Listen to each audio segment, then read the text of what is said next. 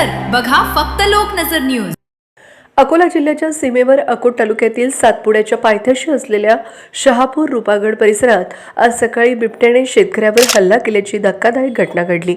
रुपागड जितापूर येथील 50 वर्षीय शेतकरी हुसेन मेहताब सुरतने हे सकाळी 9:30 वाजता 6 एकर शेतात गव्हाला पाणी देण्यासाठी गेले असता अचानक बिबट्याने त्यांच्यावर झडप घातली। या हल्ल्यात ते गंभीर जखमी झाले। जखमी शेतकऱ्याला प्रथम अकोट ग्रामीण रुग्णालयात उपचारासाठी दाखल करण्यात आले, मात्र प्रकृती गंभीर असल्याने पुढील उपचारासाठी अकोला शासकीय जिल्हा सामान्य रुग्णालयात हलवण्यात आले। दरम्यान जखमीला रुग्णसेवक नितीन सपकाळ आणि गावातील काही नागरिकांनी मदत केली, तर दुसरीकडे सातपुड्याच्या पायथ्याशी शेतशिवार व गावानजीक वन्य प्राण्यांचे हल्ले वाढल्याने नागरिकांमध्ये भीतीचे वातावरण आहे। बिबट्याला तातडीने जेरबंद करून शासनाकडून मदत द्यावी अशी मागणी कुटुंबियांनी केली आहे।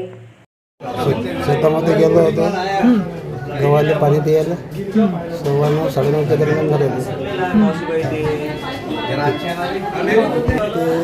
9:15 लाईन ते 9:30 वाजता मी शेतामध्ये गेलो।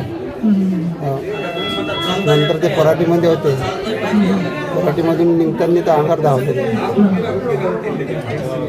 अंगार कुदलं ते एकदम। दोन माझे मुलं होते सोबत, ते 2 मुलं माझ्या बाजूला पडले, एकदम पडलं, त्यांना खाली अंगावर फुटलं, पकडलं होतं काही परेशान 2 होते। मी बबलू सुरतने बोलतो, शहापूर रुपागडमधून। आज सकाळी 9:30 वाजता माझ्या काका शेतात गेले, त्यांच्यावर वाघाने हल्ला केला। आता मी अकोट रुग्णालयामध्ये अकोला ते फारच जखमी आहेत, त्याच्या हाताले पायाले फारच लागेल आहे। माझ्या संग साहेब लोक आहेत, पोलीस पाटील त्यांना शासनानं एवढंच म्हणणं आहे की शासनाने मदत करावी। गव्हाला पाणी द्यायला गेले होते।